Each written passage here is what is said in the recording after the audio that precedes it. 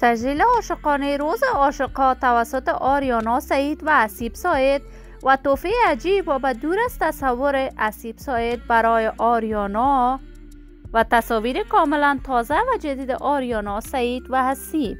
من در این ویدیو پیرامون حقایق همین ماجرا خواهم پرداخت، پس در ادامه با کانال دنیا اینفو باشید.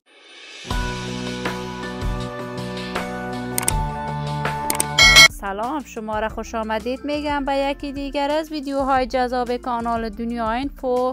برای دوست شدن با کانال دنیا اینفو علامت سابسکرایب را فشار دهید تا از ویدیوهای دیگر کانال من هم آگاه شوید.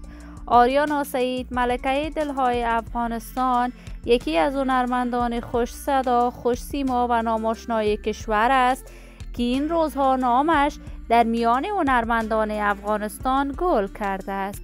آریانا سعید لقب ملکه دلها را از طرف دزداران و هوادارانش به دست آورد. آریانا سعید یک دهه قبل به طور رسمی با سرودن آهنگ دوگانه با جاوید شریف و کارهای هنری خود ادامه داد و با برگزاری کنسرت‌های مختلف در افغانستان و سرودن آهنگ‌های محلی از جمله گل سیب و شاکو جان جایگاه هنری خاص در دلهای افغان‌ها برای خودش کسب کرد.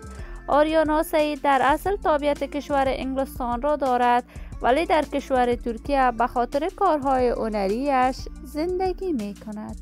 آریانا سعید 2 بار من حیث داور و 1 بار من حیث داور در بزرگترین برنامه‌های موسیقی افغانستان اشتراک کرد. آریانا سعید آهنگ‌های بیشماری به زبان‌های شیرین دری، پشتو، ازبکی، هزارگی و انگلیسی سروده است و قرار است جدیداً آهنگ عربی خود را نیز نشر کند. آریانا سعید با اسیب نامزدش تجلیل بزرگی از روز عاشقان داشته است و اسیب سعید برای نامزدش انگشتر الماس به ارزش $100,000 آمریکایی خریداری کرده است که آریانا سعید را کاملا شوکه و متعجب ساخته است. من هم خوشی‌های فراوان، سلامتی و کامیابی برای آریانا سعید با جمله جوانان کشور خود از بارگاه عزت منان تمنا دارم. دوستان نهایت عزیز، شما هم نظریاتتان را در بخش کامنت با من شریک بسازید. این ویدیو را با دوستداران و علاقه‌مندان آریانا سعید به اشتراک بگذارید.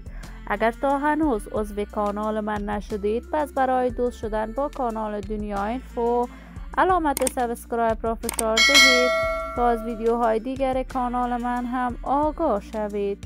سلامتی شما نازنینان آرزوی من است. تا درودی دیگر، بدرود.